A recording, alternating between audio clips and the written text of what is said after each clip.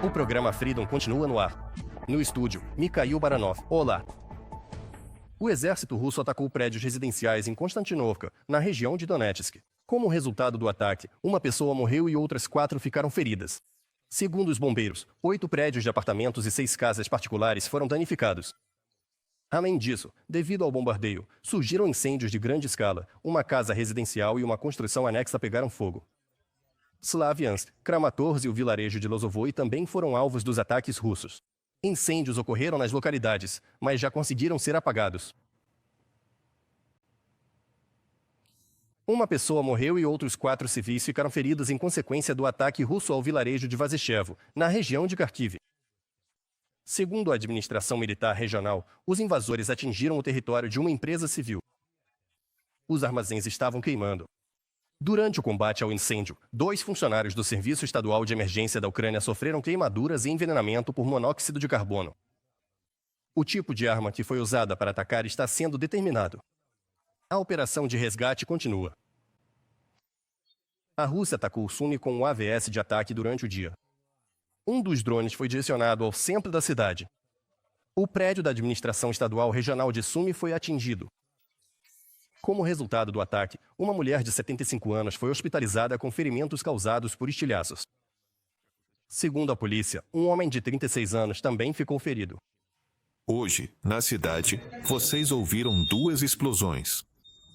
A primeira explosão foi causada pelo impacto de um drone em uma instalação de infraestrutura crítica. Segundo dados preliminares, não há feridos nem mortos. A segunda explosão também foi causada pelo impacto de um drone na região central da cidade, atingindo um imóvel não residencial. De acordo com informações preliminares, 2 pessoas ficaram feridas e todos os serviços de emergência estão atuando no local. A estação ferroviária, os trilhos e a rede de contato foram danificados por um bombardeio russo em Pavlogrado, na região de Dnipropetrovsk. A informação foi divulgada pelo Kalizmiznia. Não houve vítimas entre passageiros ou ferroviários. Todos conseguiram ser levados a tempo para abrigos. No total, na noite de terça para quarta-feira, os russos lançaram 78 drones contra a Ucrânia a partir de 3 direções. Os defensores ucranianos neutralizaram 51 drones. Segundo as forças aéreas das Forças Armadas da Ucrânia, uma característica desse ataque foi o uso, pelos russos, de até 8 drones a jato na direção norte. Foram registrados impactos de drones em 7 locais e a queda de destroços de drones abatidos em outros 2.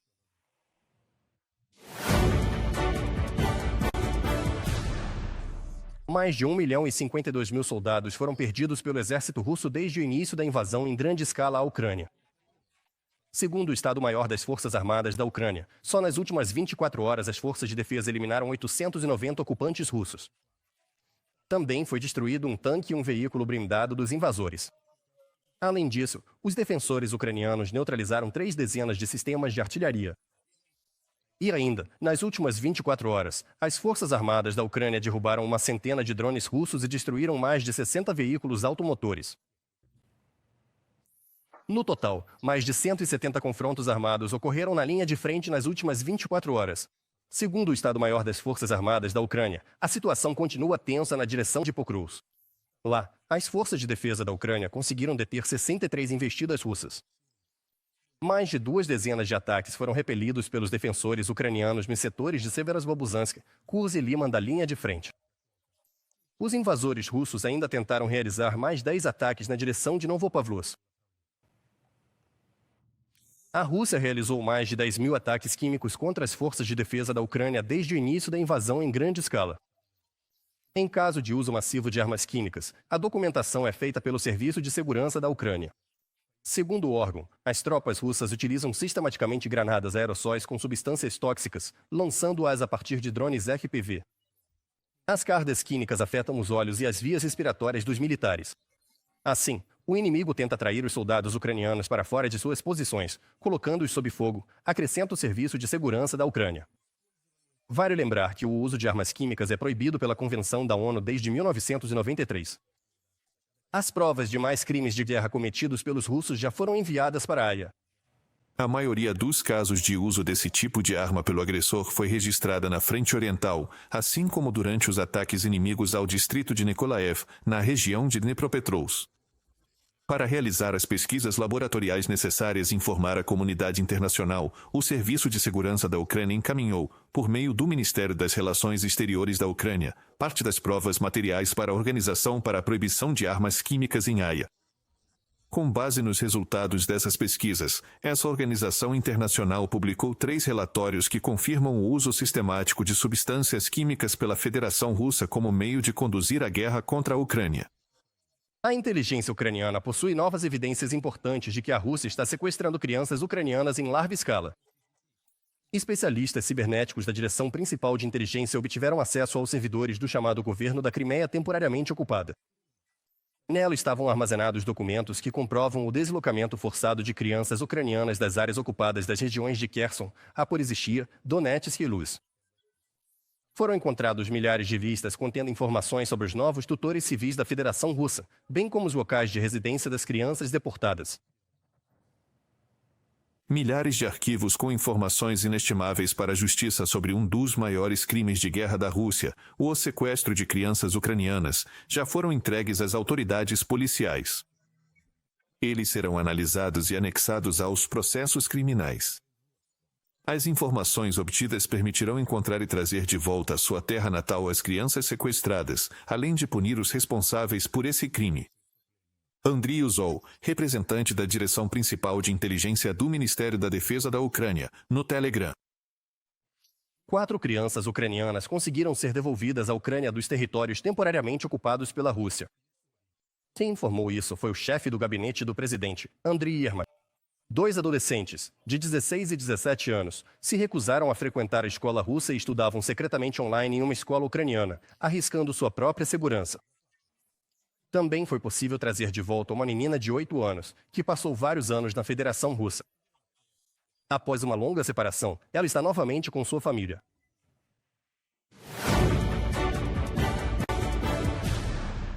A Rússia está preparando uma intervenção sem precedentes nas eleições parlamentares na Moldávia. Quem afirmou isso foi a presidente do país, Maia Sandu. Segundo ela, o Kremlin está investindo em vários projetos políticos para colocar seus representantes no próximo parlamento. Isso não deve nos assustar, deve nos mobilizar. A interferência da Rússia traz riscos sérios para a ordem pública e para a segurança nacional. E, o mais importante, pode minar dramaticamente a soberania do país e o nosso futuro europeu. Maia Sandu, presidente da Moldávia. Essas declarações foram feitas após a reunião do Conselho Supremo de Segurança. A Alemanha está pronta para assumir a responsabilidade pela segurança da Europa. Foi o que declarou o vice-chanceler alemão Lars Klingbeil durante uma visita a Vilnius.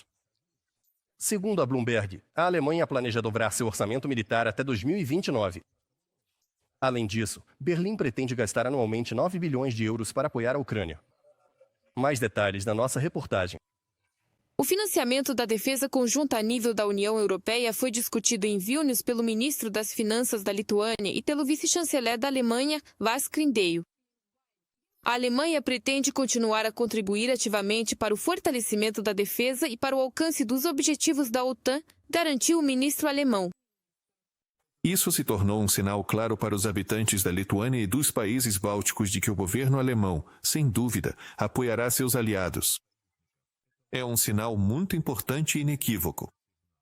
Estamos nos esforçando para realizar isso até antes do que foi acordado e queremos demonstrar que os alemães estão prontos para assumir a responsabilidade pela segurança da Europa. A Alemanha pretende concluir a formação de sua brigada de tanques na Lituânia até o final de 2027 para fortalecer o flanco leste da OTAN. O efetivo será de até 5.000 pessoas. Isso é uma mudança fundamental no fortalecimento da capacidade de defesa conjunta, destacou o ministro das Finanças da Lituânia. A Letônia e a Estônia também estão seguindo esse caminho, e o novo governo da Alemanha também tomou decisões de grande escala, pelas quais somos muito gratos, pois isso é um passo importante para fortalecer a segurança europeia. Segundo a Bloomberg, o governo da Alemanha pretende aumentar gradualmente os gastos com defesa. De acordo com o plano, até 2029 o orçamento de defesa será superior a 152 bilhões de euros. Dessa forma, a Alemanha pode superar a meta da OTAN de aumentar os gastos militares para 13,5% do PIB até 2035. Em Vilnius, O ministro das Finanças da Alemanha e seu colega da Lituânia também confirmaram o apoio contínuo à Ucrânia. Apoiamos a Ucrânia e nos esforçamos para protegê-la da agressão russa. Exigimos que a Rússia cesse a agressão e faremos tudo o que for possível para apoiar a Ucrânia financeiramente, politicamente e na esfera militar. Em 2025, Berlim destinou 9 bilhões de euros em ajuda para Kiev. Parte desses recursos será direcionada para apoiar a produção de armamentos de longo alcance. Está nos planos o fornecimento em série completo de mísseis Patriot. Essa decisão vai fortalecer significativamente a capacidade de defesa da Ucrânia já nas próximas semanas e meses, destacou o coordenador do Centro de Apoio à Ucrânia, General Christian Freuding. Os primeiros sistemas de armamento de longo alcance estão previstos para serem entregues até o final de julho de 2025. Este é um acordo entre o Ministério da Defesa da Ucrânia e a indústria local, que a Alemanha apenas iniciou e financia até o final de maio. A Alemanha está passando para a próxima fase de fornecimento de ajuda militar à Ucrânia. Ela prevê a aquisição, por parte de Berlim, de armas para a Ucrânia junto a fabricantes ucranianos, além da produção conjunta. Quem informou isso foi o embaixador da Ucrânia na Alemanha, Oleksiy Makiel. Ele destacou que a Ucrânia produz uma série de produtos que, em alcance, superam os mísseis de longo alcance alemães Taurus. Para isso, foram criadas empresas conjuntas entre as principais companhias alemãs e empresas ucranianas. Tenho muita esperança de que, no futuro, também avancemos para o próximo passo, a produção de produtos conjuntos em território alemão. Já aproximamos fabricantes ucranianos e alemães, e foi muito importante ver as discussões entre os CIOR das empresas, especialmente aquelas que produzem equipamentos de longo alcance. Oleksiy Makiel, embaixador da Ucrânia na Alemanha, em entrevista ao veículo European Pravda. Anteriormente, o chanceler da Alemanha, Friedrich Merz, declarou que seu país irá financiar a produção ucraniana de sistemas de longo alcance. Merz também desempenhou um papel importante na decisão do presidente dos Estados Unidos, Donald Trump, de fornecer à Ucrânia sistemas adicionais de defesa antiaérea Patriot, segundo o The Wall Street Journal. Conforme relatado pelo ministro da Defesa alemão, Boris Pistorius, em uma reunião do 29º Grupo de Contato sobre a Defesa da Ucrânia no formato Ramstein, os Estados Unidos e a Alemanha chegaram a um acordo para fornecer à Ucrânia 5 sistemas de defesa aérea Patriot, que devem ser implantados no campo de batalha o mais rápido possível. Cristina Dombrovskaya para o canal Freedom TV.